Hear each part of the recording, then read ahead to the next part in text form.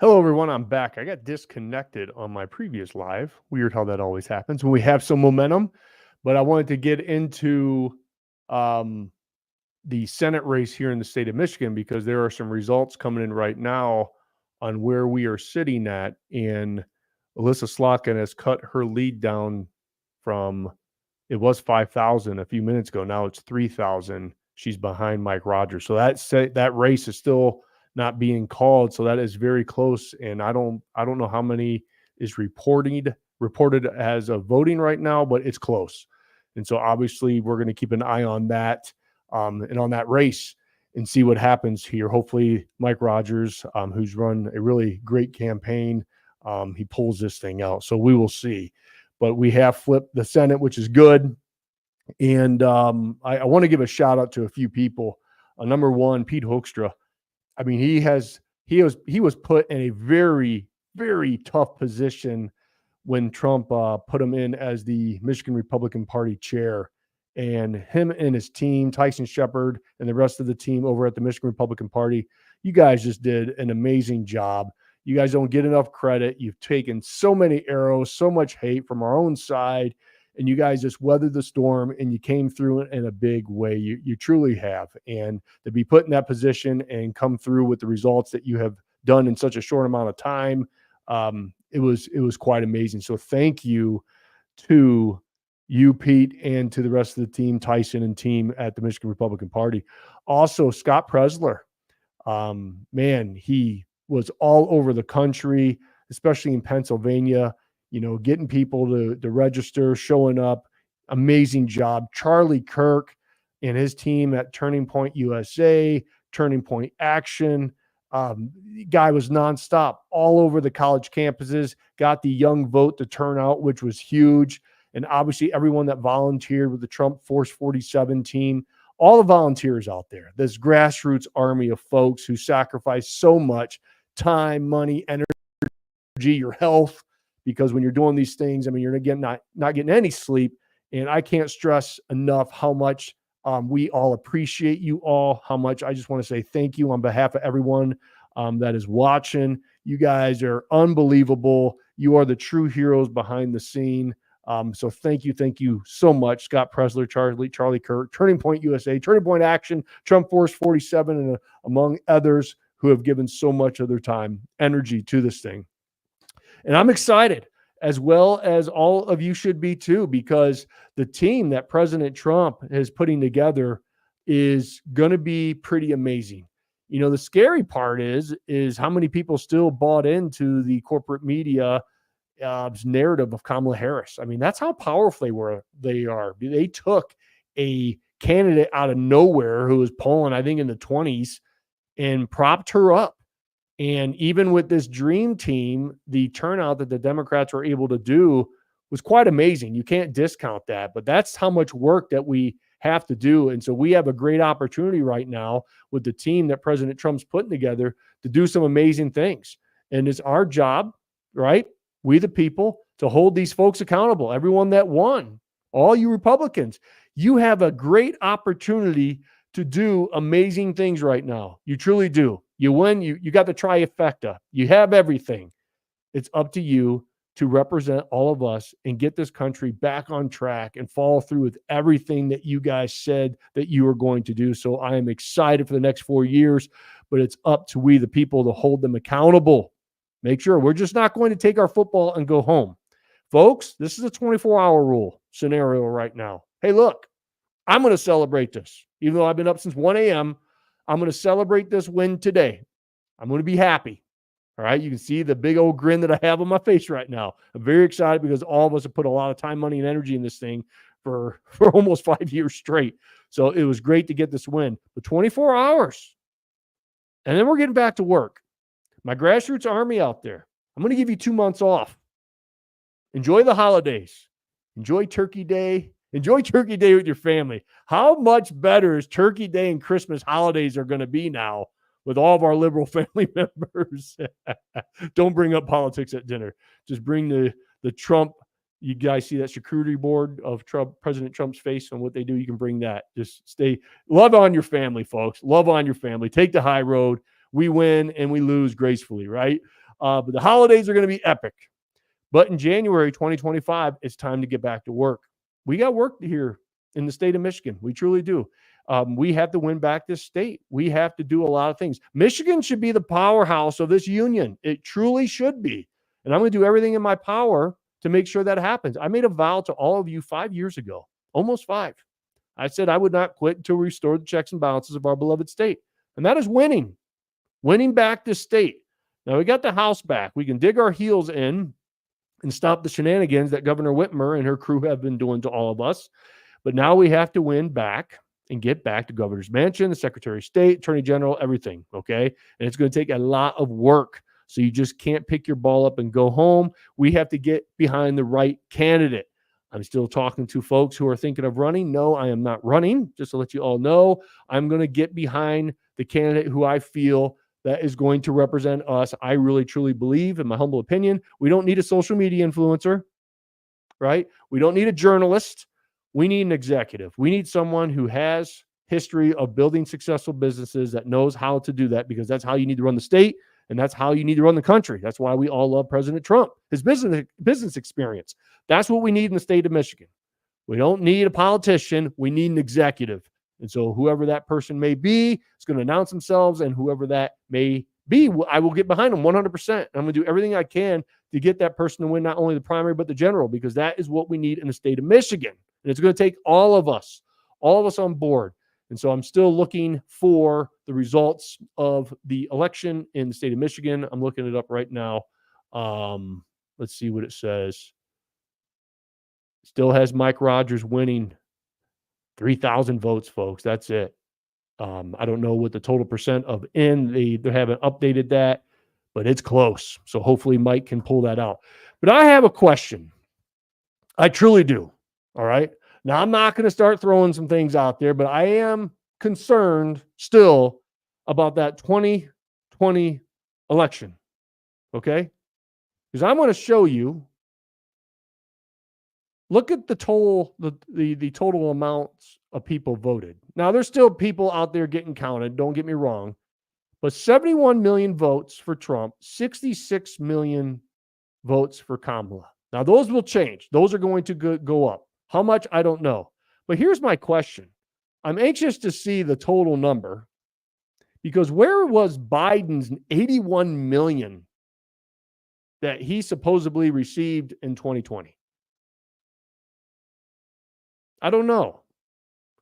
I just look at those voting totals right as of right now, and they're not that high yet. Now, there's obviously other states, but I'm going to be watching the vote totals, as you all should too, because we just can't sweep everything underneath the rug like the Democrats want, right? There's got to be some accountability for some shenanigans if it ever comes out. That is for sure. So I am going to be watching that total number to see what that total number ends up being, because it's just interesting. That's all I'm going to say to that.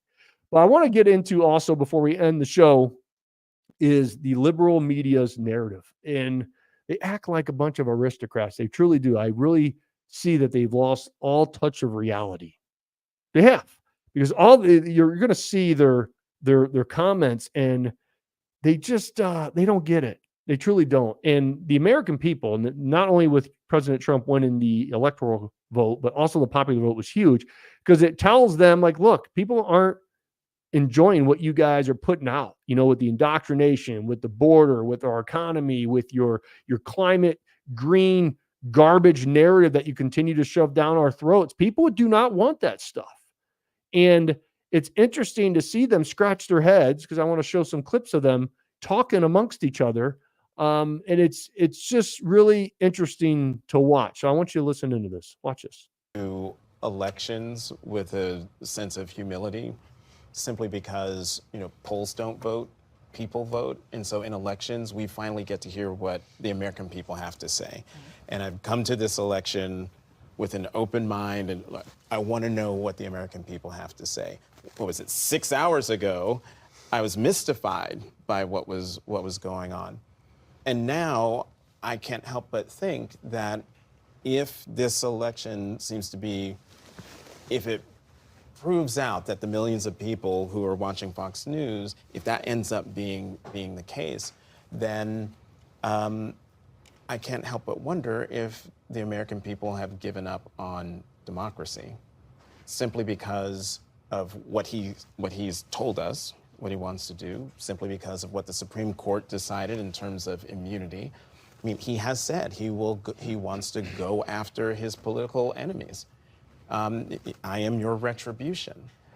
So if indeed what Fox is reporting, if that ends up being true and ends up being the case, then this conversation about who we are as a country, I was going to say will pop off in earnest, but I think we will have an answer, especially because I'm looking over your shoulder. Right now, Donald Trump has 51.2% of total votes. I hear what you're saying, and I do see it differently because I'm thinking about the people who are not a part of anybody's elite who are hurting tonight. There are African-American women who know a little bit about. I hear what you're saying, and I do see it differently because I'm thinking about the people who are not a part of anybody's elite who are hurting tonight. There are African-American women who know a little bit about being talked down to and know a little bit about having their economic dreams crushed, who tried to dream a big dream over the past couple of months. And tonight they're trading in a lot of hope for a lot of hurt. And they were hoping that maybe this time, one of their own could be seen as worthy. And once again, they're facing rejection. And that hurts. They thought tomorrow morning they're going to walk out with their shoulders back a little bit, maybe able to breathe for the first time and feel like they belong someplace. They did everything that they knew how to do. And it's going to be harder than it should be tomorrow for them to hold their heads up. And they're not the only people who are hurting tonight.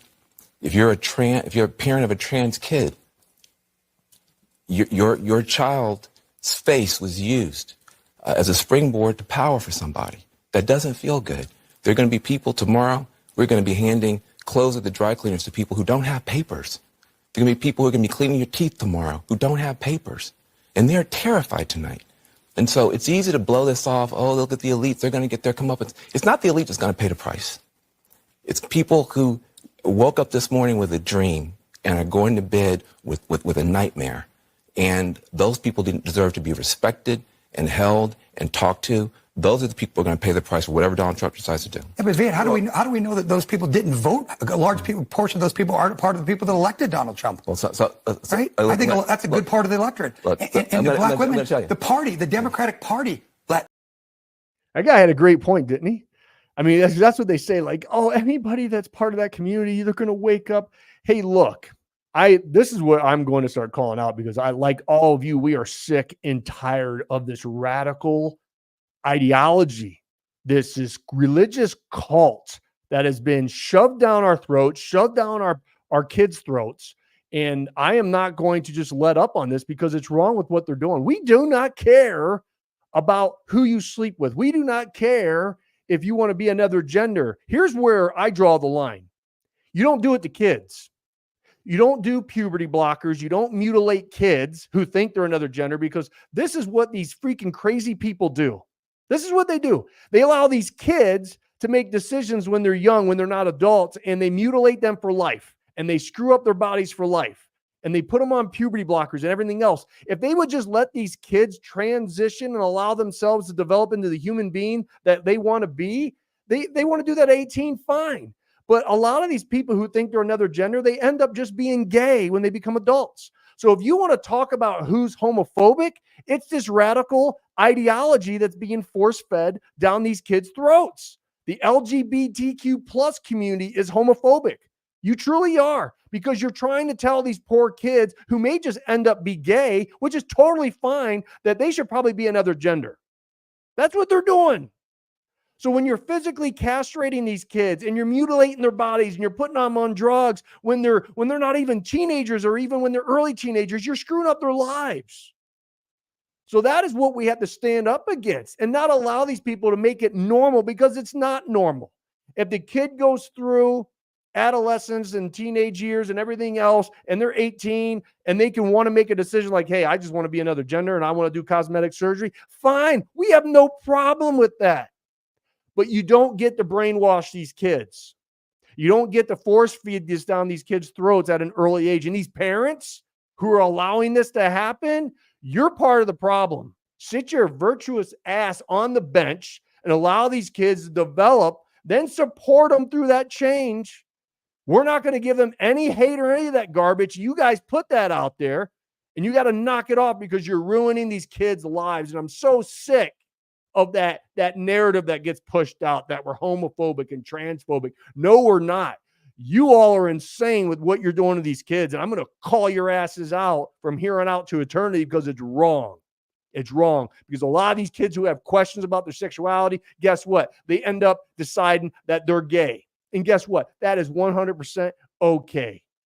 And no matter what the crazy radical left has been telling you, Republicans, the majority of Americans, we're here to support you. We're here to love you. We may not buy into it 100% and agree with everything that you do, but it's your choice. You know why? Because it's America. And you can do whatever you want. And that's what President Trump has been standing up for. That's what he's been fighting for. That's what he took a bullet for, right? That's what he stands up for. So don't buy into this garbage. You are welcomed. You are loved. And we are here to support you. But I'm here to draw the line to these parents who are physically mutilating their own kids, chemically castrating them. That's all hot garbage. That's all hot garbage. And you got to knock it off with the indoctrination of our kids and putting boys and girls locker rooms and restrooms and men competing in women's sports. It's done. America doesn't want it. And this is not the new normal. Okay, that is for sure. I want to end with this little video clip. Sorry for the rant. Let's talk about the significance of a Republican Senate if, and I repeat, if Donald Trump is elected president. It means that they can confirm without any Democratic votes any appointment he makes to his cabinet, to the government, to the Supreme Court, should there be a vacancy. It's an enormous advantage to a president. And at this point, we haven't talked about it much, but in the House, although that hasn't been decided yet, the Republicans have flipped 3 Democratic seats. The Democrats haven't flipped a single Republican seat. So there is the possibility here of a complete united Republican government with Donald Trump as the president and with a Republican House and Senate, which means that in terms of appointments, in terms of immigration policy, economic policy, environmental policy, you name it, he could have a pretty blank check. It's exciting. My goodness gracious, all of us who woke up this morning and watched the results, we have hope, we have energy. Again, celebrate this for 24 hours, win gracefully, right? For everyone that bought into the crazy radical left, hey, look, y'all just need to look at yourself in the mirror right now. Or the Donald Trump, sorry, I've been up since 1. I'm starting to stumble all over my words. That's another thing. Donald Trump's energy is phenomenal. All right, just phenomenal with what he can do. But the Democrats out there, I'm talking to the old school Democrats, the old JFKs of the world. All right, you need to take a hard look into the mirror, and I want you to just remember what your party used to stand for. Okay, the vision of JFK. You want to listen to someone who had a great vision? Listen to JFK. The party of unity is what it used to be, an American strength. It truly was. I'm a big fan of JFK, who would be considered a moderate Republican in today's standards. But reach back to those roots of what your party used to be. Our hand is outstretched. We don't want any more division. We truly don't. We are not going to support this radical ideology that not most of you, the radical part of your party, has been trying to force feed down our throat. We're not going to buy into open borders. We're not going to buy into this green climate, this garbage that you've been pushing, mandating electric vehicles. We're not going to buy into that. We want common sense. We want to make sure that this earth is healthy. We want to make sure that we're not polluting the world. We want to make common sense, logical policies and decisions to move this country forward. And we can do that together. We can't do that with the crazy radical left of your party because it's their way or the highway. We have seen it all throughout the pandemic with their mandates, with the unconstitutional lockdowns. And now we've seen it over the past 4 years with their open border policy, with allowing 10 million illegal immigrants, with crime out of control. We want what America used to be. You guys say we're not going back. You know what? I want to go back. I want to go back to where American patriotism was at a very, very extreme high, right? We don't want to go back to some of the bad things in our country, like racism and everything else. And it's not. It's all getting good, no matter what the narrative that you want to push out. We want to get back to our families and our communities being safe. We want to be able to walk down our city streets without getting mugged and raped and murdered.